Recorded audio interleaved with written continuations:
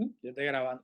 Bienvenidos sean todos, hermanos queridos, de verdad, a este taller de introducción al evangelismo. Es un taller de introducción. O sea que las verdades que vamos a estar viendo aquí son muy básicas, elementales, pero es para ir sentando las bases para cursos posteriores o talleres posteriores que pensamos ir dando. Esto es para sentar las zapatas. Mi nombre es Enrique Crespo, para aquellos que puedan estar aquí que no me conozcan todavía. Así que sean todos bienvenidos. Vamos a comenzar viendo nuestro diagrama de hoy, ¿verdad? Lo que vamos a estar viendo.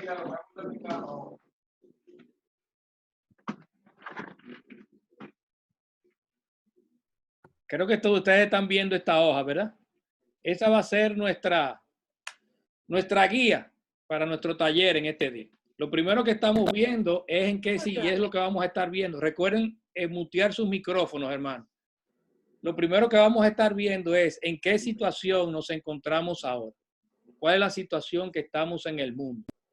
Y la verdad es que lo primero que queremos dar es una información buena, positiva.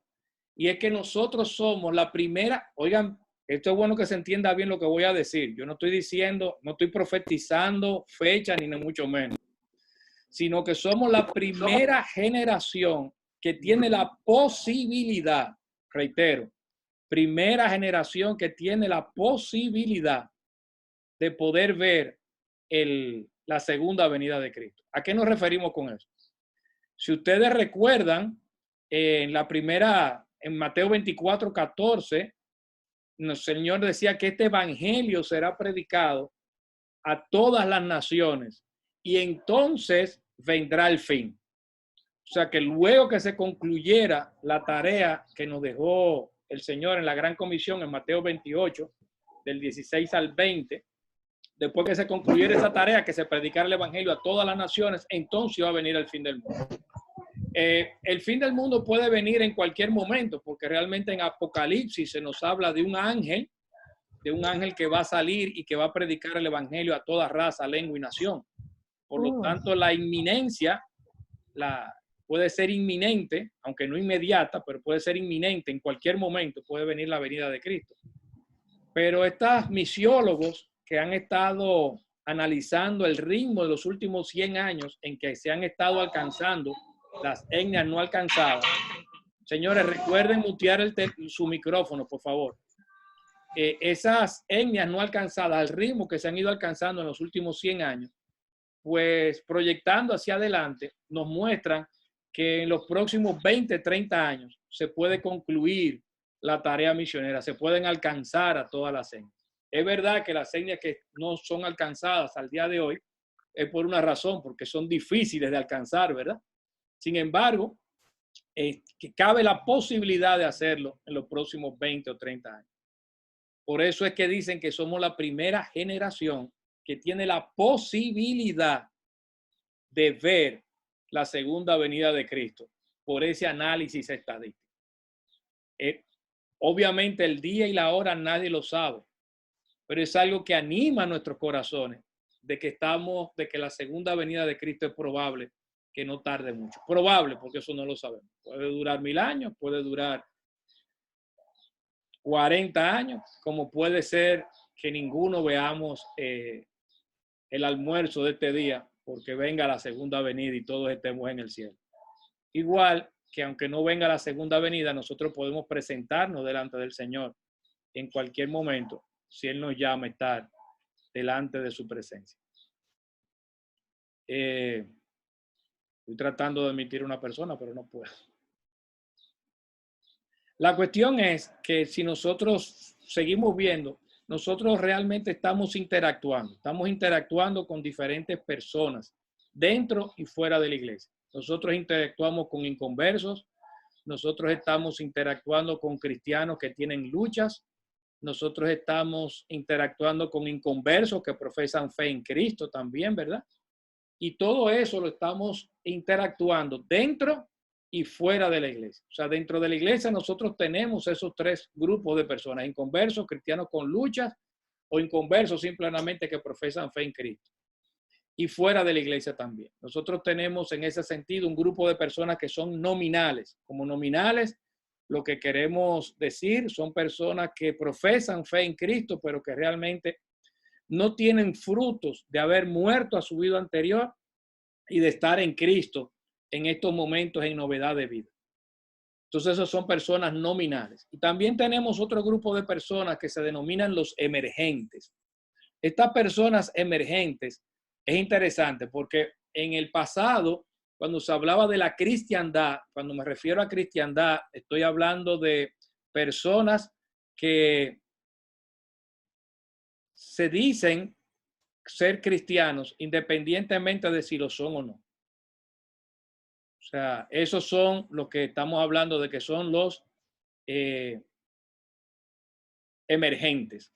No, perdón, perdí la idea porque estoy, como tengo que estar constantemente entrando a darle paso a la persona, tengo que recapitular. Nosotros estamos hablando de nominales, personas que profesan fe en Cristo, pero realmente no tienen frutos. Y también hay una categoría nueva que se ha creado, que son los emergentes. Dentro de la cristiandad, cuando hablamos de cristiandad, nos estamos refiriendo a todos aquellos que profesan fe en Cristo, independientemente de si lo son o no. Pero dentro de la cristiandad es todos aquellos que se digan ser cristianos. No importa si realmente lo son. Eso es la cristiandad. Dentro de la cristiandad se clasifican de diferentes maneras. En el pasado, hace varios años atrás, teníamos dentro de la cristiandad como número uno a los, déjeme hacer una pausita para seguir entrando personas. Teníamos a los católicos romanos, eran los número uno. Acuérdense que son independientemente de si realmente son cristianos o no, sino todo aquel que se diga ser cristiano. Los católicos romanos eran los que eran los número uno dentro de la cristiandad. Los segundos eran los cristianos ortodoxos griegos, que son la parte de la iglesia oriental. Los terceros eran los protestantes y después, en cuarto lugar, podían seguir ya otros grupos como arminianos, etc. Que resulta que al día de hoy hay un grupo de personas que no se sabe, no se pueden aglutinar dentro de una sola confesión de fe o dentro de un solo grupo de creencias en común, porque creen tantas cosas tan diferentes que es difícil poder agruparlos bajo un mismo nombre. Eso lo han denominado los emergentes. Ahí está todo el que es del Evangelio de la Prosperidad, todo el que es de un grupo profético, que se levantó un profeta por ahí, por algún sitio, y dice que él es el que tiene la verdad, etc. Ese grupo de emergentes que no se puede clasificar como con un conjunto de creencias en común, ahora mismo son el segundo grupo más grande dentro de la cristiandad. Están los católicos romanos, los emergentes, los ortodoxos griegos y después vienen los protestantes, etc. El segundo grupo más grande dentro de la cristiandad, después del catolicismo romano. Es decir, nosotros estamos en un grupo, en unos tiempos difíciles, en unos tiempos confusos, donde hay muchos inconversos dentro de la iglesia, muchos cristianos reales que tienen luchas o muchas personas que son nominales dentro de la iglesia de Cristo incluso y fuera de ella. Y eso trae confusión, no sabemos realmente quién es trigo y quién es cizaña. Por eso es que el Señor nos dijo que al final de los tiempos iban a tener que venir ángeles a separar quiénes son trigo y quiénes son cizaña. Y hay un grupo también de emergentes que han surgido que no sabemos realmente qué es lo que ellos piensan, pero se dicen ser cristianos. La conclusión es que nosotros entonces tenemos la posibilidad de poder predicarles el evangelio a personas que están fuera de la iglesia, pero que se dicen ser cristianas, como también personas que están dentro de nuestras iglesias, confundidas, pero que se dicen ser cristianas. Decía Spurgeon que era triste que una persona se fuera a condenación eterna desde el banco de una iglesia, pero que es aún más triste cuando una persona se condena desde el púlpito de una iglesia. Es decir, que Spurgeon estaba poniendo de toda la gama y eran unos tiempos menos complejos que lo que estamos viviendo ahora. Hermanos, nosotros tenemos aquí un videíto que queremos ver. No sé por qué se rayó esto, la verdad. Se fue. Tenemos un videíto que le vamos a presentar ahora para que ustedes los vean y después vamos a hacernos algunas preguntas de reflexión en qué nosotros nos parecemos en nuestra práctica personal a ese video que vamos a ver, en qué nos diferenciamos en nuestra práctica personal a ese video que vamos a ver. Y después vamos a entrar entonces cómo creció el cristianismo en la iglesia primitiva. Vamos a ver este videíto que les voy a poner ahora.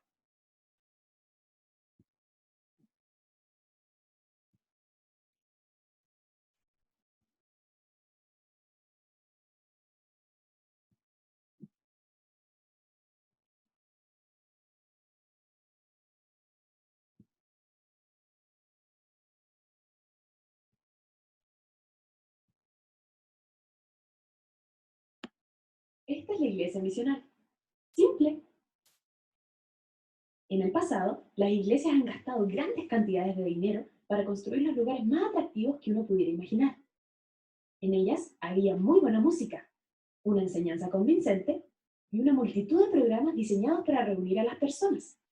Estos métodos eran el enganche de dichas iglesias.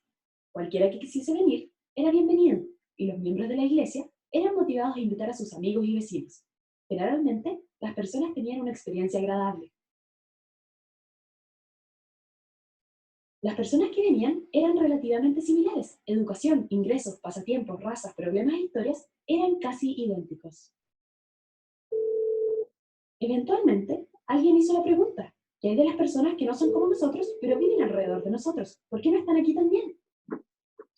En respuesta, la iglesia aumentó... Alejandrito, una preguntita. Con transmisiones radiales. ¿Cómo están las localidades? El asunto de los mantenimientos. Hermano, recuerden mutear los teléfonos. Vamos a tener que repetir el video. Recuerden mutear los teléfonos, si no, no vamos a poder, de verdad. Recuerden mutearlos. Vamos a empezar el video de nuevo. Esta es la iglesia misional. Simple. En el pasado, las iglesias han gastado grandes cantidades de dinero para construir los lugares más atractivos que uno pudiera imaginar. En ellas había muy buena música, una enseñanza convincente y una multitud de programas diseñados para reunir a las personas. Estos métodos eran el enganche de dichas iglesias. Cualquiera que quisiese venir era bienvenido y los miembros de la iglesia eran motivados a invitar a sus amigos y vecinos. Generalmente, las personas tenían una experiencia agradable. Las personas que venían eran relativamente similares. Educación, ingresos, pasatiempos, razas, problemas e historias eran casi idénticos. Eventualmente, alguien hizo la pregunta: ¿qué hay de las personas que no son como nosotros, pero viven alrededor de nosotros? ¿Por qué no están aquí también? En respuesta, la iglesia aumentó su presupuesto en marketing, con transmisiones radiales, invitaciones, difusión en redes sociales y en páginas web, ofreciendo así el mejor evento del mundo, en el que todas las personas estaban invitadas. La iglesia pretendía ser el centro de todo lo genial que pasara en la comunidad. Los miembros comenzaron a descansar en la iglesia en cuanto a su tarea de dar a conocer la historia de Dios en el mundo. Si alguien era llevado a un evento, un predicador profesional podría contarle acerca de Jesús. Invitar a personas se volvió sinónimo de evangelismo. En cambio, la iglesia misional incentiva a sus miembros a hacer la iglesia en sus comunidades. Los entrenamientos y recursos de la iglesia motivan y desafían a su gente a vivir y contar las buenas noticias con personas que, de otra forma, actuarían desconfiados de la iglesia y de sus esfuerzos de marketing. La iglesia envía a sus miembros a vivir entre gente no familiarizada con costumbres, canciones y con lo que la iglesia considera sagrado, como si fuera un misionero en otro país. La iglesia misional reconoce que todo creyente representa la vida de la iglesia en sus trabajos, escuelas y vecindarios, cada uno de ellos contando la historia de Dios en un contexto de compasión y relaciones genuinas. ¿Esta es la iglesia misional? Simple.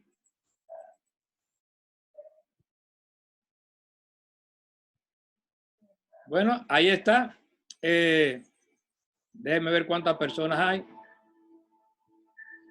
Señores, ¿Qué iglesia queremos construir? déjenme ver, espérenme, para yo, creo que soy Para yo. ello hemos de examinar con claridad cuáles son las claves de nuestra Ay, Dios mío. identidad, respondiendo con las Escrituras a 4 cuestiones.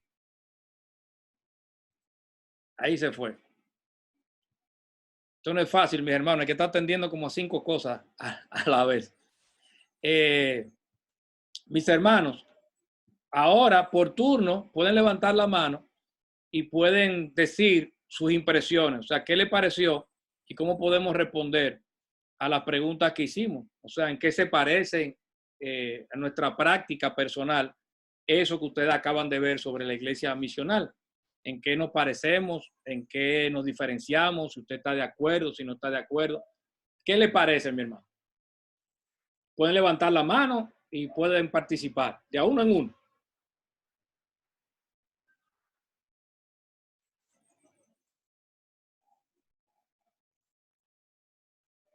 Genao, ¿qué te pareció a ti? Bueno, para mí, excelente. Reenfoca realmente lo que nosotros, la mala práctica que estamos haciendo. Por ejemplo, nosotros estamos acostumbrados a que los invitados vayan hacia la iglesia y normalmente no se están produciendo muchas iglesias en los hogares, es decir, desde los hogares. Ahora nosotros necesitamos volver a lo que la Biblia relata tanto en Hechos, como la iglesia, al evangelizar en sus casas, pues las iglesias partían desde los hogares, la casa de Lidia, la casa de fulano, cualquier hermano, de ahí partía o salía una iglesia. Y eso se ha perdido porque no hemos enfocado en el templo, como dice el video. Yo creo que actualmente estamos como lo que está enfocando el video, de que todavía estamos enfocados hacia el templo, la vida de iglesia en el templo, la evangelismo, invitar hacia la iglesia, sobre todo cuando nuestra iglesia es popular. Si es una iglesia que tiene un impacto o que está siendo popular, pues queremos invitarlo, y tal vez también el pensamiento de que es mejor que sean los líderes que le prediquen a esta gente, y mejor lo invito hacia allá para que ellos lo escuchen desde el pastor, el líder. Creo que también hay una, como dice el video, una falsa enseñanza acerca del evangelismo, y creemos que solamente lo pueden realizar aquellos que están capacitados como pastores y diáconos o líderes de la iglesia. Ok. Gracias, Genao. Justo, Mirabal, ¿qué tú crees? ¿Estás de acuerdo, desacuerdo? ¿Qué impresión te trae este video? Oh, el micrófono de Justo no funciona. Pero dice él que él está muy de acuerdo con lo que dice Genao. Dijo también Justo Mirabal. El hermano Lucy, el esposo de Lucy, quiere decir algo.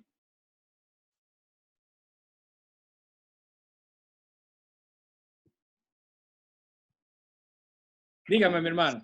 Yo estoy de acuerdo en lo que dice el hermano Genao. Estamos nos acomodamos muchísimo por la altitud que tienen nuestras iglesias hoy en día, la manera en que puede llevar el evangelio a través de frecuencias, y nos estamos acomodando más estando atrincherados en 4 paredes.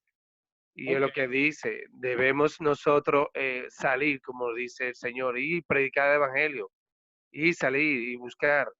Yo creo que el cristiano de hoy debe de ser más agresivo, no esperar que la gente vaya a nuestras iglesias o al templo, sino salirlo a buscar, porque como dice la palabra, ¿y cómo irán si no hay quien le predique?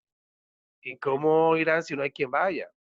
Benditos son los pies que anuncian el evangelio. Okay. Y creo que sí, que uno de los grandes descuidos es cuando tenemos todo fácil y creemos que la gente tiene que venirnos, sino que nosotros tenemos de ir a buscar.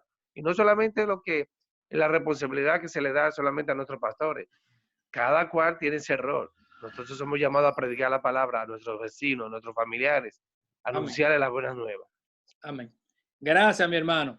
Mi hermano, lo próximo vamos a tratar de hacerlo en 1 minuto o menos, bien al puntico, para poder ir optimizando y darle la mayor participación posible. Jan. Ahí van.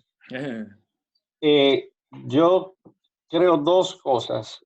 Primero, no hemos entendido, primero, le hemos dado, y creo que parte de nuestra cultura latinoamericana, por lo menos, de darle suma importancia al jefe, al líder. En este caso no le llamamos jefe, sino el pastor, el diácono ordenado, etcétera, etcétera. Y en base a eso, nosotros no hemos entendido como individuos el sacerdocio del creyente. Todavía estamos esperando, aunque no somos católicos, pero sí estamos esperando que él sea el pastor que intervenga. Y no hemos entendido el rol del sacerdocio del creyente. Amén. Es así, ese concepto de sacerdocio del creyente es algo que no es muy común tenerlo al día de hoy. Acuérdense de mutear los micrófonos. Ahora yo me estoy dando cuenta, pero después lo que vayan entrando es posible que yo no los vea. Lady, quería decir algo. Sí, a mí me impactó mucho cuando dice que en estos tiempos la invitación es sinónimo de evangelismo, porque es así, o sea, a veces uno se deja como envolver de todas esas prácticas que presentaron en el video, que son, o sea, es como que uno no se da cuenta de que lo estamos haciendo, como que uno se acostumbra y uno entiende que está bien, que eso es como que ya eso es lo que debe hacerse, pero en verdad no es así, o sea, qué buen video que hace como que uno se sacuda a la realidad y diga, oh, pero espérate, que en verdad no es como lo estamos pensando, o sea, evangelismo no es simplemente tú invitar a la gente, decirle, te invito a mi iglesia que tenemos aquí actividad, o como decía uno de los hermanos, o sea, cuando uno se vuelve como una iglesia, vamos a decir, popular, que ya la gente nos conoce y que hay actividades masivas, uno entiende que invitando a la gente a ir, ya uno está cumpliendo. Pero en verdad, ese no es el evangelismo que nos habla la Biblia. O sea, esa parte me impactó mucho, en verdad, porque es como que despierta. O sea, evangelizar no es simplemente tú decirle a una gente, ven, te invita a mi iglesia, o no es simplemente tú atraerlo con actividades. Es hablarle de Cristo, o sea, del evangelio de Cristo, y darle un seguimiento hasta que esa persona pueda conocer lo que tú conoces de Cristo también en la Biblia. Amén. Vamos a ir viendo después unas definicioncitas sobre qué es evangelismo, que también van a ir apuntando en lo que ustedes han ido apuntando también. Valga la redundancia. Anthony, con la última participación para seguir adelante. Sí, soy yo, Belice. Y yo quería añadir a todo lo que se ha dicho, que es cierto. Yo entiendo que no es que la iglesia nos está acomodando, porque si fuera acomodándonos sería antibíblico. O sea, sería que ellos estuvieran transmitiendo la idea que solamente ellos pueden predicar el evangelio. Yo lo que entiendo es que el mismo cristiano es que ha tomado la posición de que, no, ven, le voy a predicar que él, mira, ven a mi iglesia el próximo domingo. Nosotros entonces nos estamos acomodando a esa falsa doctrina que de alguna forma pensamos que el otro tiene capacidad para hablarle de Cristo y no nosotros. Y otra cosa también que veo muy errada es que no es solamente las invitaciones, sino que hay gente, y mentoreada mía a veces me han dicho, no, porque yo hoy le prediqué en mi sitio de trabajo, le prediqué y yo, ay, ¿cómo sucedió? Y me dicen ellas, no, porque yo había como no sé, estaban hablando de un chisme y yo me paré y me fui. O sea, como que de alguna forma fue una situación en la que ellas pudieron ser un ente de diferencia, pero eso no es predicar. Al revés, eso es o sea, el predicar conlleva a uno hablar siempre, y siempre hablar de la cruz, de la muerte y la resurrección, y de que nosotros por buenas obras no podemos llegar al Padre. Entonces, básicamente es eso, o sea, uno está predicando ahí buena obra. Ay, esa persona es tan buena. Ay, no, ella nunca habla de chisme. Ella se para. No, usted, bienvenido al catolicismo. Usted está predicando ahí buena obra. Usted está diciendo que por su buena obra el Señor la ha hecho cristiana. Entonces, eso es lo que yo veo. O sea, hay que decir, no, yo soy mala y Cristo me ha hecho nueva. Amén. Pues vamos a seguir viendo porque hay muchas de las cosas que ustedes han dicho que yo creo que van a ser reenfatizadas más adelante. Como voy a volver otra vez a la hoja, no lo voy a poder ver a todos, voy a estar en el bosquejo. Recuerden siempre de mantener muteado en silencio su micrófono para que no se nos vaya a dañar la grabación o yo mismo me vaya a distraer de lo que estoy haciendo. Ya yo estoy viejo, mis hermanos. A mí me da brega pensar y macar chicle a la vez. Dice, entonces, si ustedes quieren, podemos ir viendo los resúmenes en Hechos. Yo los voy a leer porque lo ideal hubiera sido que ustedes los hubieran leído, pero para hacerlo más fácil y no estar muteando y desmuteando, quizá yo sea que lo esté leyendo, ¿verdad? Para hacerlo por lo menos más viable, más fácil. Dice en Hechos 1:14, voy a estar leyendo la Reina Valera del 60 para ver si, porque la forma que yo tengo de poder buscar cualquier palabra original que sea necesaria, pues la vemos inmediato. Vamos a estar viendo cómo creció la iglesia primitiva en el pasado, sus orígenes. En Hechos 1:14 nos dice que todos estos perseveraban unánimes, de una sola alma, unánime. Ánime, alma, una. Entonces, como una sola alma, perseveraban en oración y ruego con las mujeres y con María, la madre de Jesús, y con sus hermanos. Y esa palabra perseveraban, me da una connotación interesante. Es como si uno estuviera constantemente, diligentemente pegado a esa actividad. Entonces, en eso era que estaban los discípulos. En Hechos, capítulo 2, del 41 al 47, nos dice también, así que los que recibieron su palabra fueron bautizados y se añadieron aquel día como 3,000 personas y perseveraban, otra vez la misma palabrita. Miren en qué perseveraban: en la doctrina de los apóstoles, en la comunión unos con otros, en el partimiento del pan y en las oraciones. Y dice, para no hacerlo muy largo, el 46, y perseverando unánimes cada día en el templo y partiendo el pan en las casas, comían juntos con alegría y sencillez de corazón, alabando a Dios y teniendo favor con todo el pueblo. Y el Señor añadía cada día a la iglesia los que habían de ser salvos. Y dice inclusive que tenían todas las cosas en común. Había una solidaridad, un sentido común de que si alguien estaba pasando una necesidad, pues había una solidaridad para con él. Fíjense que tenían un sentido común para resolver cosas prácticas, comunes de la vida. En Hechos 4, a partir del versículo 32, decía que la multitud de los que habían creído era de un corazón y un alma, y ninguno decía ser suyo propio nada de lo que poseía, sino que tenían todas las cosas en común. Y con gran poder, otra vez poder, los apóstoles daban testimonio de la resurrección del Señor Jesús, y abundante gracia era sobre todo ellos. Así que no había entre ellos ningún necesitado, porque todos los que poseían heredades o casas las vendían y traían el precio de lo vendido y lo ponían a los pies de los apóstoles, y se repartía a cada uno según su necesidad. Sentido común, solidaridad, pero sobre todo amor para ir resolviendo estas cosas que se iban presentando. Con amor.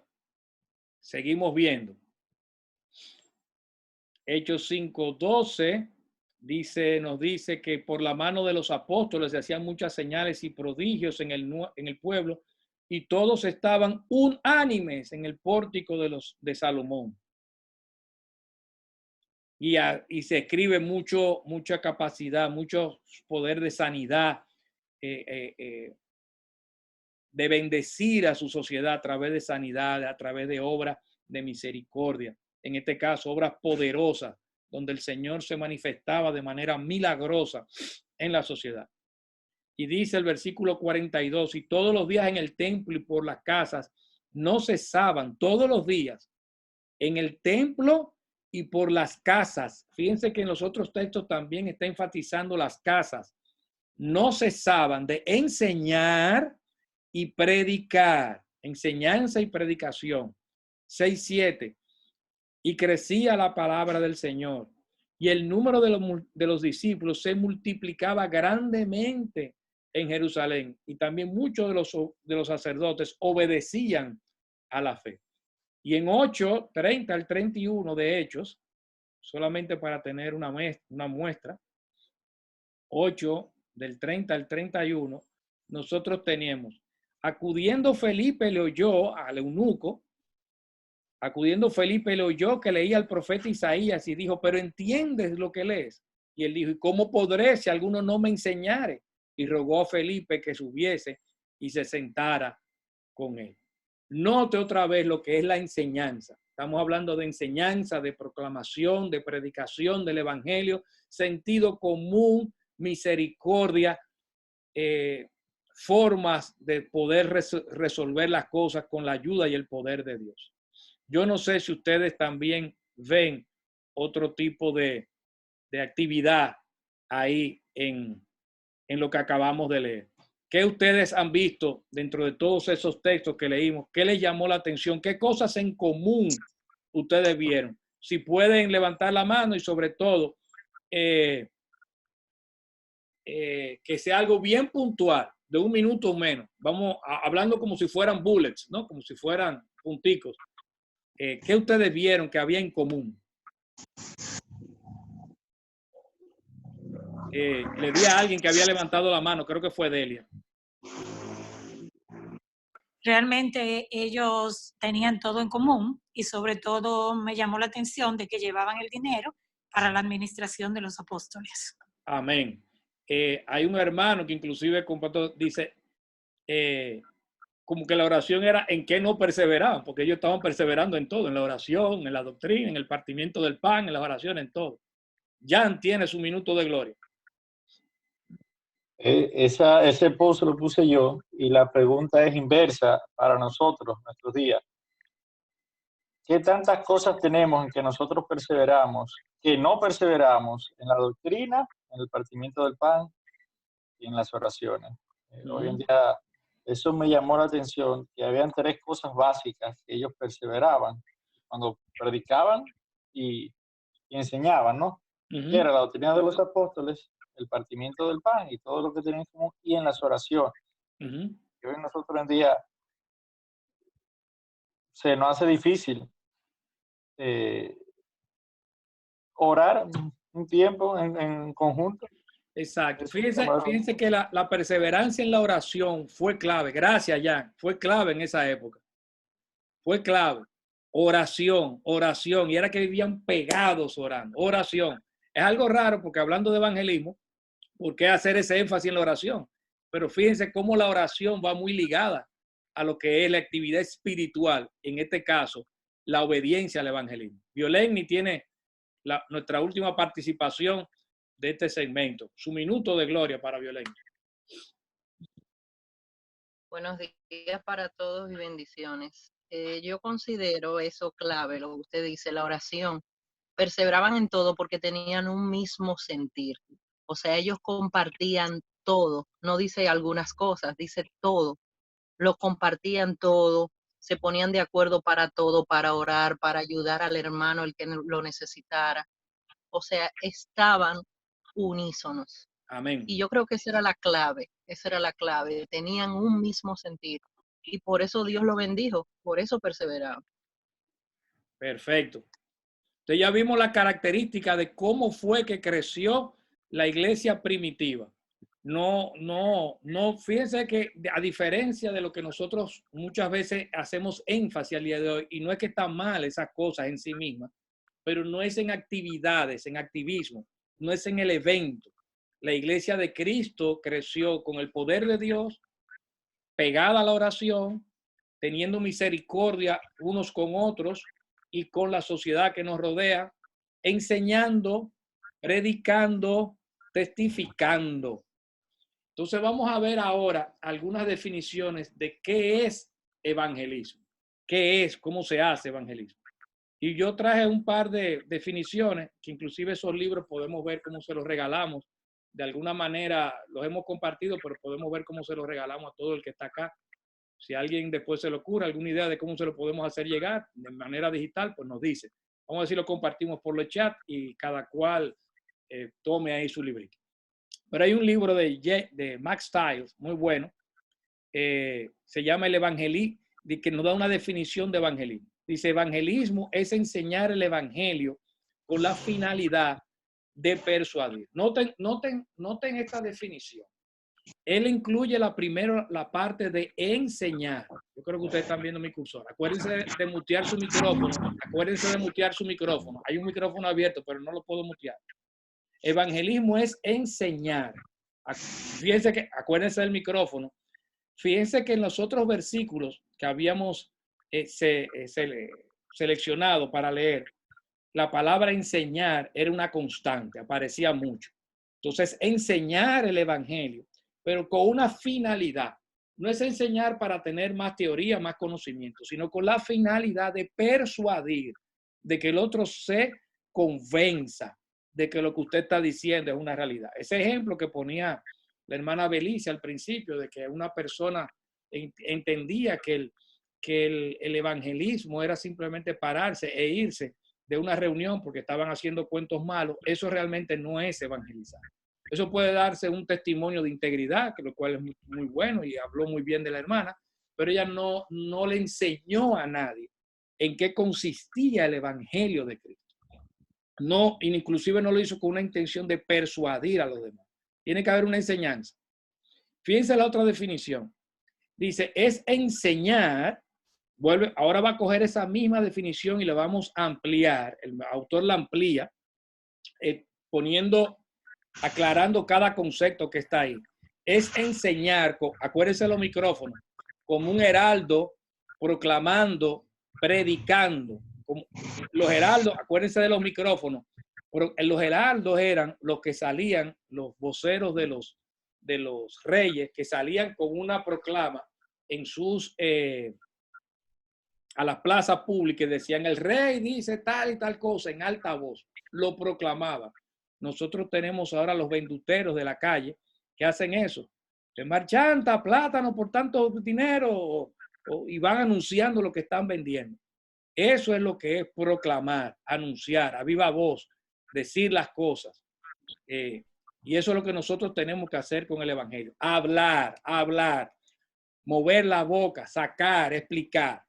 Ahora, ¿de qué es que nosotros vamos a hablar? Hay muchas personas que comienzan a hablar y hablan sobre que no se debe de hacer cosas malas, o hablan sobre que realmente, mira qué mensaje tan bonito me llegó sobre la paz, de que nosotros tenemos que tener una mentalidad positiva y de que tenemos que tener paz en nuestro corazón. O mira qué belleza este mensaje que me recibí esta mañana sobre el amanecer, que nosotros debemos de ver a Dios en cada amanecer. Ese no es el evangelio tampoco. Es enseñar el evangelio, o sea, el mensaje de Dios que nos guía a la salvación. Ese es el evangelio, un mensaje de Dios que nos guía a la salvación, y eso lo vamos a ver más adelante. Dice, pero ese enseñar el evangelio lo hacemos con un objetivo que no depende de nosotros. Por eso él pone una esperanza, un deseo, una meta, y es de persuadir, de que esa persona sea persuadida, convencida, venga a arrepentimiento y a conversión. Esa es lo que nosotros tenemos que hacer. Entonces es enseñar, proclamar con la voz el evangelio, un mensaje específico, con el objetivo, con la esperanza dentro de nuestro corazón de que esa persona sea persuadida de que tiene que convertirse. Nosotros tenemos un mandamiento a ser discípulos. Fíjense que es un mandamiento en Mateo 28, que es lo que mucha gente conoce como la Gran Comisión. La vamos a estar viendo ahora. En Mateo 28, del 16 al 20. En Mateo 28 nos dice, pero los 11 discípulos se fueron a Galilea, al monte donde Jesús les había ordenado. Cuando le vieron, la adoraron, pero algunos dudaban. Había miedo. Por eso me gusta comenzarla desde ahí, para que vean que los apóstoles tenían miedo, al igual que muchos de nosotros podemos tener también para comenzar a hablar. Dice, tenían miedo. Pero algunos dudaban, ¿no? Y Jesús se acercó y les habló diciendo, toda potestad me es dada en el cielo y en la tierra. Yo soy el jefe de todo esto. aquí no se mueve nada. Yo tengo el derecho de decidir en este mundo lo que sea. Toda potestad me es dada en el cielo y la tierra. Por tanto, como eso es así, vayan y hacer discípulos a todas las naciones, bautizándolos en el nombre del Padre, y del Hijo y del Espíritu Santo. Enseñándoles, vuelve a aparecer esa palabra, enseñándoles que guarden todas las cosas que os he mandado. Fíjense que es una enseñanza que no es teórica, es enseñándoles a obedecer, no solamente a conocer, sino a obedecer todas las cosas que os he mandado. Y he aquí yo estoy con vosotros todos los días hasta el fin del mundo. Amén. Muchas veces se cita esa parte final de que el Señor está con nosotros todos los días hasta el fin del mundo, pero olvidamos el contexto. Él está con nosotros todos los días hasta el fin del mundo, no tan solo para traer paz y tranquilidad a nuestras vidas privadas. Él está aquí todos los días hasta el fin del mundo para acompañarnos en la tarea de hacer discípulos. Que dicho sea de paso, en el original, la única expresión verbal que aparece aquí como un imperativo es hacer discípulos. Después los otros tres son participios, el ir, el bautizar y el enseñar. Es decir, nosotros tenemos que hacer discípulos y lo vamos a hacer yendo, bautizándolos y enseñándolos a guardar todas las cosas que Cristo nos ha mandado. Pero fíjense que es un mandamiento, no es algo opcional. Y el hacer discípulo, la parte inicial, si usted quiere, es esa parte de evangelizar, pero debemos de continuar luego de que una persona haga profesión de fe. El proceso no termina, sino que tenemos que continuar discipulando. A eso fue que nos mandó el Señor. Por lo tanto, nosotros todos tenemos que estar discipulando a alguien. Desde que una persona dice amén en su oración de conversión, ahí mismo debe de empezar a discipular a alguien. Ahí mismo. Obviamente lo va a hacer conforme a su conocimiento. Por ejemplo, la mujer samaritana, cuando conoce a Cristo, ella va a su aldea y lo que dice es lo siguiente: he conocido un hombre que me ha dicho todo cuanto he hecho. ¿No será este el Cristo? Eso era lo único que ella sabía. Lo único que ella sabía. Y eso fue lo que ella comenzó a hacer. Ella comenzó a proclamar a Cristo, a ser discípulos, según el conocimiento que ella tenía. El ciego de Juan 9, cuando fue sanado, él le dijo, mira, yo no sé, le dijeron el Sanedrín, da gloria a Dios. Sabemos que este hombre es pecador. Dice, yo no sé si es pecador, pero yo sí sé algo, que yo antes estaba ciego y ahora veo. Eso yo sí sé. Sabemos también que Dios no oye a los pecadores y nunca se ha sabido que alguien le haya abierto los ojos a un ciego. Eso sí, eso es lo único que yo sé. Yo antes estaba ciego y ahora veo. Es decir, él compartió el evangelio conforme a lo que él sabía. En el devenir del tiempo, en nuestro crecimiento, en nuestra vida cristiana, lo iremos haciendo mejor, con más seguridad, con más conocimiento, con más profundidad, con mayor argumentación para poder enseñar a otros cuál es el evangelio de Cristo. Pero desde que el principio nosotros podemos empezar. Todos nosotros tenemos un mandamiento de hacer discípulos y todos nosotros tenemos que estar discipulando a alguien o estamos desobedeciendo.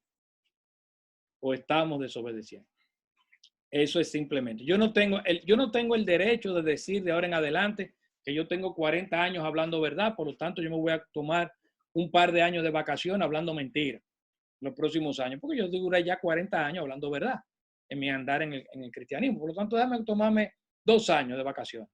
No, yo no tengo ese derecho. ¿Por qué? Porque los mandamientos de Dios son absolutos, no son relativos. No están a la discreción mía saber qué mandamiento escojo y cuál no escojo. Y este de hacer discípulos es un mandamiento. De hecho, hay iglesias que ponen en disciplina. Yo no estoy diciendo que eso es algo que nosotros vamos a hacer, ni siquiera si estoy de acuerdo o no. Ese no es el punto ahora mismo. Yo lo que estoy diciendo es que hay algunos hermanos en algunas iglesias que ponen en disciplina a aquellos que no están evangelizando y discipulando, porque entienden que están llevando una vida de desobediencia delante del Señor. Y es interesante eso, porque es verdad. Yo no estoy diciendo si hay que ponerlo en disciplina o no, ese no es el punto. Lo que estoy diciendo es que si alguien no está discipulando o tiene un tiempo sin discipular a alguien, está viviendo una vida de desobediencia delante del Señor, porque Mateo 28, del 16 al 20, esa gran comisión es un mandamiento, no es algo opcional. Y nos dice en Marcos 1:38 al 39, nos recuerda algunas cosas. Vámonos al Evangelio de Marcos. Bueno, estoy en Mateo ya. Como estoy en Mateo, déjame ver. Bueno, vamos a Marcos, que está en ese orden.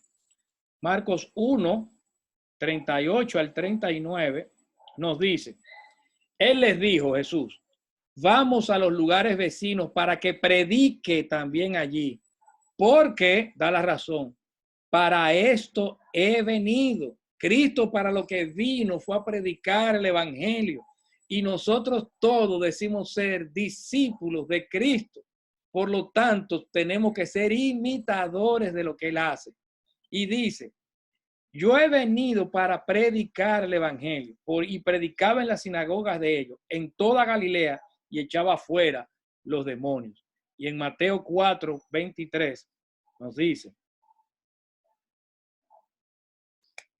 y recorrió Jesús toda Galilea, enseñando, otra vez, enseñando en las sinagogas de ellos, y predicando, anunciando, proclamando el evangelio del reino, y sanando toda enfermedad y toda dolencia en el pueblo. A eso fue que vino Cristo. Y el Señor dijo, como el Padre me envió en Juan 20, como el Padre me envió, así mismo yo los envío. El Padre me envió a predicar el evangelio, a enseñarlo, a proclamarlo, a ser discípulos. Y yo los envío a ustedes a hacer lo mismito que el Padre me envió a mí. Más claro de ahí. Dice Matt Dever, definiendo lo que es discipular. Dice que es hacer deliberadamente un bien espiritual a alguien para que él o ella sea más como Cristo. Hacer deliberadamente, no casualmente, deliberadamente un bien espiritual, una enseñanza, algo espiritual a alguien para que él o ella sea más como Cristo. Esto es lo que es evangelizar y esto es lo que es discipular. Fíjense que hay un proceso de enseñanza, de proclamación, de argumentación para que la persona se convenza, acepte el mensaje del evangelio y también para que las personas puedan crecer en el mismo. No sé si hay alguna pregunta antes de entrar ahora. ¿Cómo se hace esto? Raiza tiene una pregunta. 1 minuto para Raiza. Sí, no es pregunta, Pastor Enrique, sino más bien, ahorita cuando usted estaba hablando sobre el ciego, me encantó, porque realmente yo pensé que no hay una manera mejor como nosotros podamos predicar el evangelio que con nuestro propio testimonio y lo que Dios hizo en nuestras vidas. Esa es una forma. Y vamos a ver después cómo hacer eso. Cómo hacer eso también. Bien. Yo voy a repetir el nombre del libro, no se preocupen. Es más, y después voy a ver si se los mando. No se preocupen. Hay una pregunta de Vanessa, creo. Sí. Bueno, que como que en mi vida yo quisiera saber cómo hacerlo exactamente, porque yo he predicado el evangelio y gracias al Señor también, bueno, conozco a un señor que luego de yo enseñarle, como que ha dado algunos pasos de fe, pero como que yo no he estado discipulando como que de manera constante a alguien. Sí estoy sirviendo en una iglesia donde hay chicas que han dado algunos pasos de fe y le he podido dar seguimiento a una o a dos. De hecho, una me escribió, pero como que no es que yo estoy constantemente enseñándole a alguien, entonces yo no sé. Más adelante vamos a ver eso, no te preocupes. Y lo otro es que como que me he preguntado si cuando voy a predicar, como que predicarle a alguien y dejarlo así, si eso realmente como que no es discipular tampoco, por ejemplo. No, no es discipular, es proclamar el evangelio. Si se proclamó y se dijo, también es válido. dependiendo del contexto y la situación en que uno se encuentra. Pero vamos a verlo más adelante. Ahora. Vamos a seguir viendo el material. Yo creo que eso va a aclarar también algunas preguntas. Vamos a seguir viendo esto. Y ahí viene una parte interesante. Nosotros decíamos que el evangelio es la proclamación de un evangelio de arrepentimiento. Un mensaje de arrepentimiento, nos dice Mateo 3:2 y 4:17. Después lo pueden buscar con calma. Pero en Mateo 3:2 y en 4:17 nos habla de un mensaje de arrepentimiento. Arrepentimiento viene de la palabra metanoia. Metanoia, de donde viene nuestra palabra metamorfosis. Pero en este caso, metanoia, para nuestros fines, es bueno que se sepa de dónde viene su etimología. Meta, cambio, nous, mente. Metanoia, meta, cambio, nous, mente. Un arrepentimiento es un cambio de mente. Implica un cambio de cosmovisión. Y ahora vamos a entrar en esto. Por ejemplo, si yo abro mi cartera, no abro mi cartera, yo creo que necesito 200 pesos para comprar algo en un supermercado, en un colmado, un pequeño supermercado, lo que sea. Quiero comprarme un refresco y quiero sacar 200 pesos, $4. Y voy a un cajero automático. Pero cuando me voy dirigiendo al cajero automático, resulta que meto la mano en los bolsillos y aparece que en vez de 200 pesos, yo tengo una papeleta de 2,000 pesos. 10 veces más lo que yo estoy necesitando. Entonces hay algo, una nueva información, una nueva realidad que me acabo de dar cuenta ahora. Y es que yo tengo 10 veces más de lo que yo necesitaba. ¿Qué hago ahora? Pues ahora yo cojo con esta nueva información, ahora cambio de mente. Ya yo sé que no tengo que ir al cajero y doy un giro de 180 grados. Si yo iba para allá, hacia el cajero, ahora me devuelvo y voy para acá. Hay una nueva información, hay un cambio de mente que me hace devolver de mi camino. Eso es lo que es un arrepentimiento. Hay un cambio de mente. Yo pensaba de una forma, pero ahora pienso de otra. Yo pensaba que estaba vivo y que todo lo que estaba haciendo era correcto, pero ahora me he dado cuenta por el evangelio que no, que yo estaba muerto en mis delitos y pecados y que yo tengo que abandonar mi forma de vida anterior y ahora tengo que vivir una vida diferente. ¿Qué implica ese cambio de mente o cambio de cosmovisión? Si ustedes ven este circulito que está acá, esa es una imagen que tomé del curso Kairos. Esta es una imagen que ha aparecido en muchos otros sitios, pero tomé esta del curso Kairos, específicamente. Todo el que pueda tomar ese curso, hágalo. Ahí, si ustedes ven, nosotros podemos ir viendo desde el círculo exterior, desde el más externo, desde el más hacia afuera, hacia adentro, tratar de analizar cómo es la cosa para ver cómo es que real y efectivamente está pensando la gente. Nosotros nos interesa afectar con el evangelio este centro que está acá, su cosmovisión, cosmo, mundo o universo, visión de ver, o sea, la forma en que las personas ven la vida. Vamos a comenzar desde afuera. Por ejemplo, usted está viendo un comportamiento, usted está viendo qué es lo que hace la persona, usted lo observa. En el ejemplo que nos ocupa, nosotros estamos viendo que hay un grupo de personas que están matando pollos blancos debajo de un árbol grande. Eso es lo que nosotros estamos viendo. Están matando pollos blancos debajo de un árbol. Pero no sabemos por qué están haciendo eso. Entonces vamos y preguntamos. Y le preguntamos que por qué ellos están haciendo eso. Y ellos nos dicen que es beneficioso para el bienestar de esa tribu ofrecer pollos blancos como sacrificio bajo un árbol grande. Que eso es beneficioso, eso es bueno. No es que están siendo abusadores, sino que eso es bueno hacer eso. A matar esos pollos debajo de un árbol grande. Que eso beneficia a su tribu. Fíjense que ahí usted está entrando ya a los valores. Ellos le están diciendo qué es lo bueno. Y usted está entrando en el campo de los valores. ¿Cómo ven las personas? ¿Qué cosas son buenas y qué cosas son malas? Entonces usted está viendo un comportamiento, hace unas cuantas preguntas y ya usted está entendiendo por qué ellos hacen esa conducta. Usted está viendo que ellos ven que eso es bueno. Y usted va tomando notas de cuáles son los valores que esa persona o grupo cultural tiene. Pero usted sigue profundizando un poquito más. ¿Qué conjunto de creencias tienen ellos? ¿Qué es lo que ellos entienden que es verdad? Porque por algo ellos entienden que esto es bueno. ¿Qué creen ellos que sea verdad? Y ellos le explican entonces que lo que pasa es que los espíritus viven en el bosque y pueden ser apaciguados por medio de sacrificios de sangre. Ellos creen eso. Entonces noten que ese comportamiento que usted vio que estaban matando esos pollos, usted se acaba de dar cuenta que ellos entienden que eso es bueno hacerlo, y la razón por lo que ellos entienden que eso es bueno hacerlo es porque hay espíritus en el bosque que pueden ser apaciguados mediante sacrificios de sangre. Eso es lo que ellos creen. Ese es su conjunto de creencias, lo que ellos entienden que es verdad. Eso lo va a llevar a usted a cuál es su cosmovisión, cómo esas personas ven y entienden el mundo. Y es que esas personas entienden, su cosmovisión, que los espíritus controlan los eventos naturales de la vida. Los espíritus controlan los eventos naturales de la vida.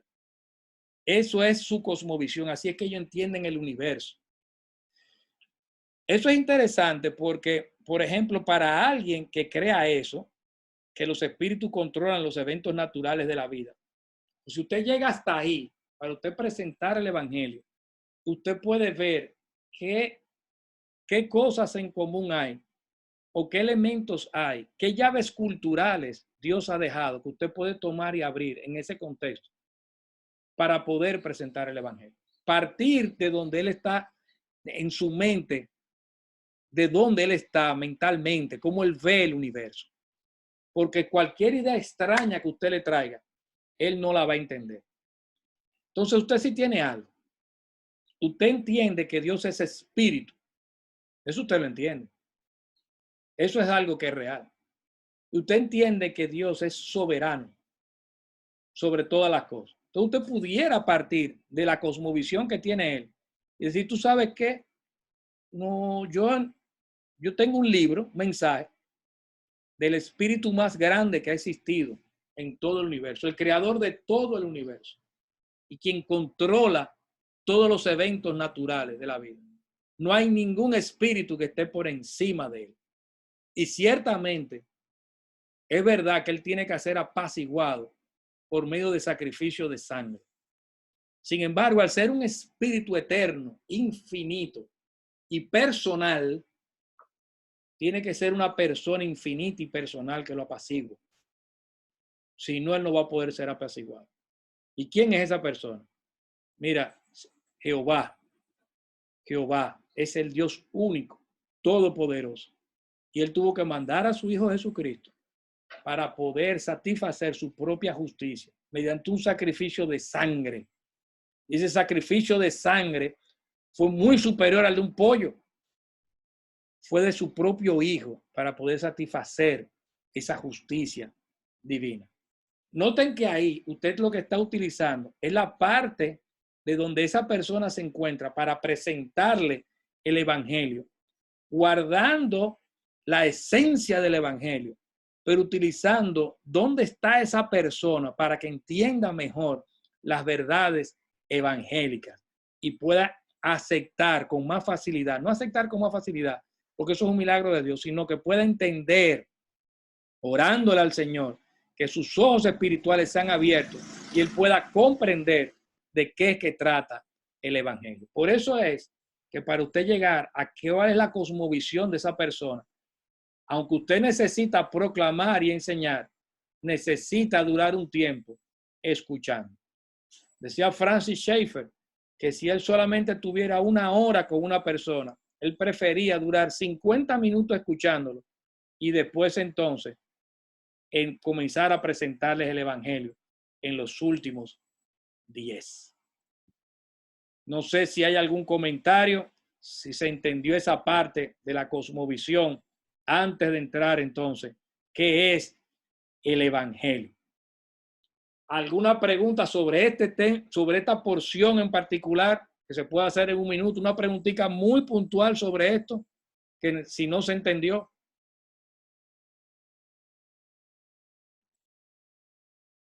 Parece que se entendió todo. Seguro, todo el mundo entendió. Si todo el mundo entendió, puede hacerme así. Ok, está fácil. Está fácil. Estoy contento de que está fácil la cosa. Bueno, vamos a ver ahora qué es lo que la gente tiene que entender, porque ya hemos hablado muchísimas cosas, pero no hemos hablado de qué es lo que es el evangelio. El evangelio, el evangelo, se divide, es una palabra que está dividida en dos, bueno, angelo, noticia o mensaje o mensajero. O sea, es una buena noticia. Y el evangelio parte o tiene 4 preguntas clave, vamos a llamarlo así, y tiene 2 planes en la Biblia. La Biblia se presenta un plan general desde Génesis hasta Apocalipsis que nos va planteando ese sentido del Cordero de Dios que quita el pecado del mundo y ese sistema de sacrificio, que hacía falta un sacrificio que pudiera aplacar la ira de Dios. Eso vamos a decir que es el plan que algunos han denominado el plan del Cordero. Y eso fue lo que dijo Juan, aquí el Cordero de Dios que quita el pecado del mundo. Pero también está el león de la tribu de Judá que viene a reinar. Acuérdense que ellos predicaban el evangelio del reino. Y es que iba a venir un momento dado en que Dios iba a establecer su reino visible en esta tierra. Y todos nosotros ahora mismo somos ciudadanos del reino y estamos proclamando el reino de Dios, de que Dios reina en esta tierra. Entonces, todo el mundo tiene que arrepentirse, convertirse a través del sacrificio de Cristo, plan del Cordero. Pero además nosotros tenemos que recordar que toda persona que se convierta pasa a ser un súbdito. No viene a recibir a Cristo en su corazón para tener paz en su alma. Eso está bien, hay paz. Eso es lo que nos está diciendo el Cordero, hay paz entre Dios y el hombre. Pero tú cuando te conviertes vienes a ser también un súbdito del reino. De ahora en adelante uno no va a vivir como uno quiera, sino como Cristo dice. Uno va a ser un discípulo de Cristo. Por eso es importante que las personas sepan quién es Dios. Es importante saber qué cree Dios, qué creen las personas de quién es Dios. En la creación, mira, Dios es el creador. Como el creador es el soberano. Él tiene derecho a juzgarnos a todos y cada uno de nosotros. ¿Por qué estamos tan mal? Eso es una pregunta. ¿Por qué estamos tan mal? Bueno, por culpa del pecado. Nosotros hemos caído y estamos en pecado. Y eso es lo que ha dañado toda la creación de Dios. ¿Qué hizo Cristo para resolver eso? Bueno, Cristo murió en la cruz del Calvario para traer redención, para hacer la paz entre Dios y el hombre, entre Dios y su pueblo. ¿Y cómo podemos aceptar ese sacrificio de Cristo? ¿Cuál es la respuesta? Bueno, la respuesta es nosotros arrepentirnos, volvernos a Dios, cambiar ese chip de mental que teníamos, abandonar nuestra antigua vida, pedirle perdón a Dios en ese sacrificio, aceptando el sacrificio de Cristo como Salvador personal y convirtiéndonos en ciudadanos del reino. Que de ahora en adelante nosotros no vamos a hacer lo que nosotros queramos, sino lo que Cristo dice. ¿Fíjense la diferencia? Por eso es importante cuando nosotros estamos hablando con alguien. Hay veces que uno lo que hace es que yo hago algunas preguntas. Cuando estoy revisando ya sea para bautismo o ya sea para aceptar membresía o lo que sea, por alguna razón o conversando, simplemente queremos revisar la conversión de alguien. Lo primero es quién es Dios y ver cuál es qué cree él, qué es su posición delante de Dios. O sea, cómo tú adquiriste convicción de pecado, es otra forma de preguntarlo. ¿Cómo estaba tu relación con Dios? Si una persona comienza hablando de que yo soy cristiano desde chiquito, que yo nací en una familia cristiana, que mi papá es pastor, esa no es la pregunta. La pregunta es cómo tú te diste cuenta que tú eras una persona mala. Ah, pero es que yo nací yo siempre he creído en Dios. No, si tú siempre has creído en Dios, naciste en una familia evangélica, tu padre es pastor, todo eso está muy bien. Pero si tú nunca has creído que tú has sido una persona mala, ¿para qué tú necesitas a Cristo entonces? ¿Para qué tú necesitas a Cristo? Es que yo nunca he robado ni he matado. Bueno, pues tú eres un pecador que nunca ha robado ni he matado, pero eres un pecador. Tú estás muerto en tus delitos y pecados sin nunca haber matado y haber robado. Y quizás de lo que tú te tienes que arrepentir es de tu moralidad y de tu religiosidad. Porque tu moralidad y tu religiosidad es lo que te están llevando a condenación eterna. Porque tú te crees que tú eres bueno por tu moralidad y religiosidad, cuando realmente eres malo. Porque dice la Biblia en Romanos 3:23, por cuanto todos pecaron. Todos. Si ahí ese todos, Dios hubiera sabido que tú o que yo no hubiéramos sido pecadores, hubiera puesto nuestro nombre ahí. Todos pecaron, excepto Enrique. Por lo tanto, Enrique va a ser el único que no es necesario que se... Pero no dice así el texto. Por lo tanto, yo estoy incluido dentro de esos pecados. Entonces, lo primero, ¿cómo tú entendiste que tú eras malo? Obviamente hay formas de presentar eso, ¿eh? No es que usted le va a dar a una gente, mira, pecador, degenerado, dime si tú te has dado cuenta o no que tú eres un degenerado. O sea, esa no es la forma. Hay que hacerlo con gentileza, como estamos viendo ahí abajo en 1 de Pedro 3:15, que nosotros tenemos que hacerlo con buena actitud, con gentileza. Lo segundo es, bueno, si tú adquiriste esa convicción de pecado y ya te diste cuenta por qué estamos tan mal, ¿para dónde tú ibas? O sea, tiene que haber una condenación. ¿Tú te entiendes que tú estabas condenado? ¿Qué tú podías hacer para resolver eso? Nada. La salvación no es por obra. Entonces, ¿qué hizo Cristo? No tú. ¿Qué hizo Cristo para resolver eso? Entonces, ya hablamos de la cruz del Calvario, del sacrificio de Cristo. El plan del Cordero, ¿verdad? ¿Qué hizo Cristo? Él murió en una cruz del Calvario por su pueblo para pagar los pecados de su pueblo. La salvación es gratuita para nosotros, pero a Dios le costó la vida de su Hijo. Entonces, ¿cómo nosotros podemos volvernos a Dios? ¿Qué respuesta tenemos que hacer? Arrepiéntete de tu pecado, arrepentidos y convertidos, vuélvete a Dios, cambia tu chip mental y comienza a vivir ahora como un ciudadano del reino. Que esa es otra de las preguntas que uno hace. Después de tu conversión, ¿cómo lo hiciste? Bueno, yo oré, yo pedí perdón a Dios, yo llegué a mi casa, estuve llorando y le pedí perdón a Dios, etc. Hay diferentes formas como las personas manifiestan ese arrepentimiento. Pero después que tú tuviste ese arrepentimiento, ¿cómo cambió tu vida?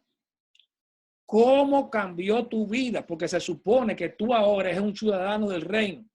Si tú te levantaste la mano, hiciste una profesión de fe y tú te estás acercando al Señor, Él está cerca de Dios. Él cree en Dios, sí, Él cree en Dios, porque Él cree que Dios existe. Dice la Biblia en Santiago que el diablo cree que Dios es uno, bien hace.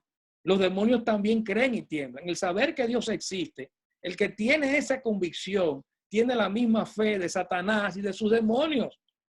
Él cree, el diablo cree más que tú y que yo, hermano, que Dios existe. Él cree más que tú y que yo, porque él lo ha visto y tú y yo no lo hemos visto físicamente. Por lo tanto, creer que Dios existe, eso no ayuda en nada en la salvación de una persona. ¿En qué cambió tu vida? Bueno, tú sabes que eso es poco a poco. Él todavía sigue con su droga. Ajá. ¿Y cuánto tiempo hace que hizo profesión de fe? No, él tiene 10 años que hizo profesión. Él tiene 10 años que hizo profesión de fe y todavía no dejó la droga. Mi hermano, ¿y en qué ha cambiado entonces? ¿Dónde está el cambio de vida? Por eso es que tenemos tanto cristianismo nominal. Y por eso es que tenemos tanto cristianismo que realmente aquí hay que predicar el evangelio, inclusive hasta dentro, para salvación, hasta dentro de nuestras iglesias. No solamente afuera, hasta dentro de nuestras iglesias.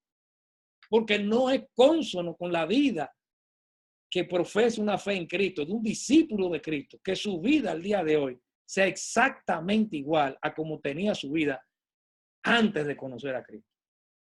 Decía Paul Washer, que me gustó mucho esa ilustración de él, que si alguien se para y le dice a usted que él lo acaba de chocar un camión 80 kilómetros por hora, por ejemplo, si yo le dijera eso a usted, que yo, aquí a mí me acaba de chocar justo antes de este video, un camión que venía a 80 kilómetros por hora, usted no me lo va a creer.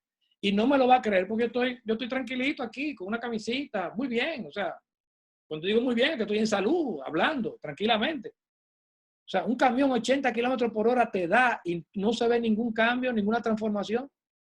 Eso es mentira. Mi hermano, Dios es más grande que una patana.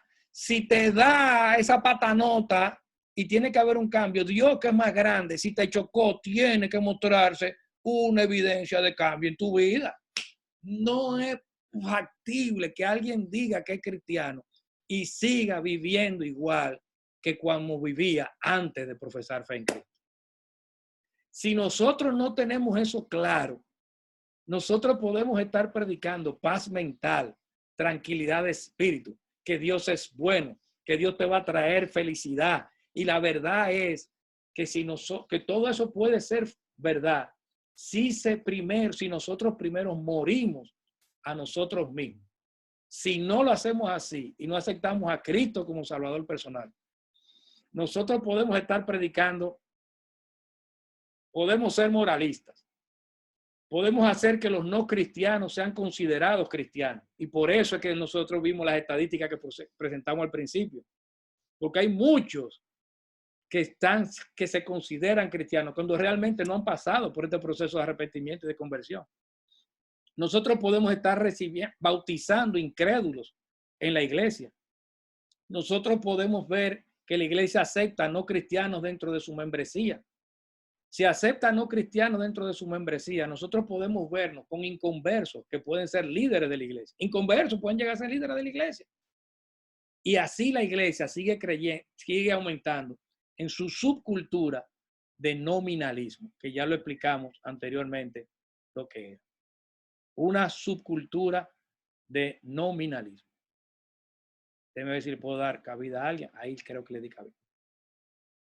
Y hemos llegado a esta subcultura de nominalismo dentro de nuestras iglesias y dentro de la cristiandad porque no hemos entendido y no hemos predicado con fidelidad el evangelio, la buena nueva, que parte de una mala nueva. Pero el evangelio, la buena nueva, no la hemos predicado con fidelidad. Y muchas veces inclusive la hemos planteado como parte, hemos entendido que el evangelio es parte de un evento. Inclusive. Hay veces que hasta nos hemos quedado callados y lo que hacemos es que invitamos a nuestros amigos a la iglesia. Ven a oír un mensaje bonito. Mira qué bonito se predica. Qué grupo tenemos que canta bonito. Todo eso está bien y lo tenemos que seguir haciendo. Pero eso en sí mismo no es el evangelio de Cristo. Nosotros lo que estamos llamados es a orar, a tener vidas de cambio, a tener vidas en nuestras casas que impacten a nuestra sociedad. Eso es lo que estamos llamados a hacer. Y cada uno de nosotros tenemos que evangelizar y tenemos que discipular como un mandato de Dios. Recuerden los micrófonos. Advertencia, por si acaso, porque eso es una parte clave. Y con esto ya estamos terminando. Sí, ya estamos terminando, gracias a Dios. ¿Cómo nosotros podemos identificar a un sectario? Que esa es otra parte. Como hay tanta confusión con el evangelio, nosotros muchas veces creemos que tenemos hermanos en diferentes sitios que utilizan el nombre de cristiano. Y no solamente son personas, como hemos visto, que son nominales dentro de nosotros mismos, sino que hay también sectas. Un grupo, una secta no es más que un grupo que se ha separado de un grupo mayor que es verdadero. Se ha separado. ¿Cómo usted puede identificar fácil un sectario? Todo grupo que tiene la Biblia más otra fuente de inspiración es un sectario. Miren, ese sí es un texto que voy a buscar, Marcos 7, del 6 al 7. Noten, otra fuente de inspiración, dice Marcos 7, versículo 6. Respondiendo, él les dijo, Jesús, dice, hipócritas, bien profetizó de vosotros Isaías como está escrito. Este pueblo de labios me honra, mas su corazón está lejos de mí. Y da la razón. Pues en vano me honran, enseñando como doctrinas mandamientos de hombres. Usted puede enseñar lo que usted quiera, puede tener una revista, puede tener lo que usted quiera. Pero desde el momento en que una persona enseña como una doctrina, como un dogma, como algo que viene de Dios, como algo inspirado, un mandamiento de un ser humano, en ese mismo momento ya comienza a transitar un camino sectario. Y nosotros tenemos algunos nombres dentro de la cristiandad que tienen la Biblia más otra fuente de inspiración y por lo tanto son sectarios. Hay un libro muy bueno que se llama El caos de las sectas, se lo recomiendo también, que le puede abrir también el espacio para ustedes identificar claramente eso. O se le plantea de manera específica todas y cada una de estas sectas, o todas no, las que había en ese momento cuando escribieron el libro, Estas sectas que se dicen ser cristianas, pero no lo son. Eso es importante porque muchas veces nosotros estamos predicando el evangelio junto con personas que son sectarias. Y lo que traemos es confusión. Y no es así. No es así. Nos dijo el Señor Jesucristo que no hay otro, que Él es el camino, la verdad y la vida. Y nadie puede venir al Padre si no es por Él. Por lo tanto, que cualquier persona se invente un camino diferente es un camino sectario y que no vale la pena seguir. Y que tenemos que hacer separación de él. Finalmente, les dejo ahí, voy a compartir este mismo bosquejo, voy a ver cómo se los hago llegar, lo voy a compartir por los chats para que ustedes lo tengan. Hay un método bueno que es de memorizar estos textos, le llaman la carretera romana, es un método muy viejo de evangelismo. Ustedes se memorizan esos textos y pueden tener un esquema por lo menos de cómo presentar el evangelio. Romanos 3:23 les dice que todos somos pecadores. Romanos 6:23 nos anuncia que la paga del pecado es la muerte. No tenemos nada con que podamos nosotros pagarlo. Romanos 5:8 nos dice que Cristo es quien paga por el pecado de su pueblo. Romanos 10, del 9 al 10, nos dice que tenemos que tomar una decisión responsable delante de Dios por ese evangelio. Por lo tanto, la única solución es reconocer mi pecado, pedirle perdón a Dios, creer y poner fe en la obra de Cristo y entregarle mi vida al Señor. Eso es el evangelio. Eso es evangelizar. Y esa es la respuesta que se espera de alguien que ha dicho que acepta a Cristo como su único y suficiente Salvador personal. De ahí en adelante, entonces comenzamos un proceso de discipulado, de ayudarlo a él a que sea más como Cristo. ¿Con qué contamos para hacer eso? Contamos con el Espíritu Santo, como vimos, inclusive Mateo 28 nos presentó la presencia de Jesús. Nosotros contamos con el Espíritu Santo, con la presencia de Jesús. Tenemos las Biblias. Ahora mismo nosotros inclusive no tenemos la necesidad de regalar inclusive una Biblia física, porque con los recursos que tenemos ahora mismo, hasta por un celular, usted puede decirle a una persona que descargue diferentes versiones de la Biblia de manera gratuita. TuVersion, por ejemplo, es muy buena en eso. Tenemos recursos de discipulado. Por ejemplo, hay un libro por ahí que se llama Sígueme, muy sencillito, que son 8 clases para enseñarle a alguien el ABC. Está en Casa Bautista de Publicaciones, y en otras, Lifeway también la tiene, en otros nombres, pero son un plan de, por lo menos, de ayudar a los primeros pasos en la fe. Usted puede agarrar un librito de eso, sentarse con un nuevo creyente y ayudarlo. Le enseña cómo orar, cómo hacer un devocional, hermano. Eso es clave.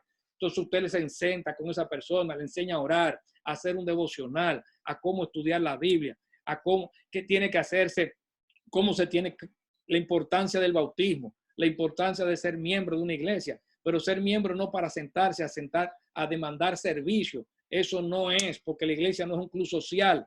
Cada miembro, cada creyente tiene dones y talentos, y ahí te explica que tú tienes dones y talentos dados por Dios. Por lo tanto, Dios te quiere utilizar en algo. Busca una persona a quien evangelizar también. Busca a alguien a quien discipular y multiplícate, porque la iglesia no es para estar sentado. Yo estaba viendo una estadística en estos días que decía que el 98% de los cristianos no evangelizan. Y eso es un pecado terrible, un pecado de falta de amor a Dios y de falta de amor al prójimo.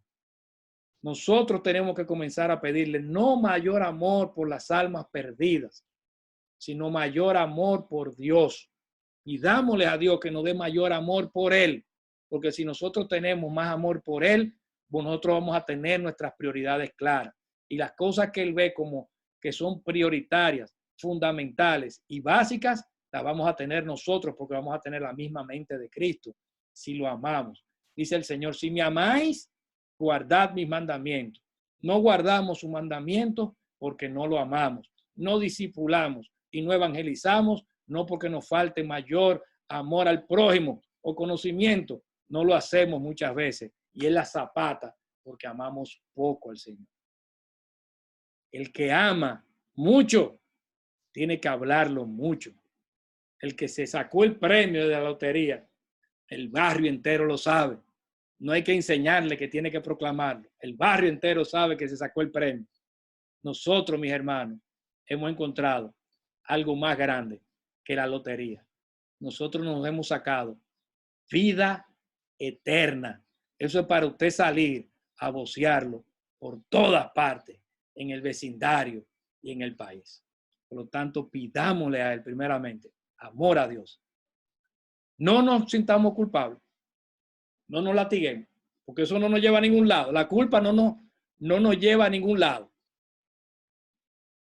Si nos enmendemos el camino y sigamos hacia adelante, puestos los ojos en Jesús, y hagamos como el apóstol Pablo, que él decía, sed imitadores de mí, así como yo lo soy de Cristo.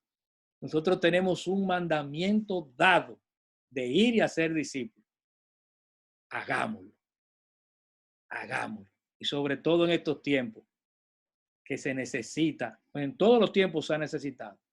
Pero sí es verdad que nosotros somos la generación, la primera generación que tenemos la posibilidad de ver la segunda venida de Cristo con más razón para tratar de meter el acelerador hasta el fondo y todos y cada uno de nosotros poner en práctica los dones y los talentos que Dios nos ha dado. Yo voy a parar aquí la grabación para dar paso a preguntas. Gracias a todos los que nos están viendo en la grabación, que Dios los bendiga mucho y seguimos ahora con el resto, con las preguntas que tienen.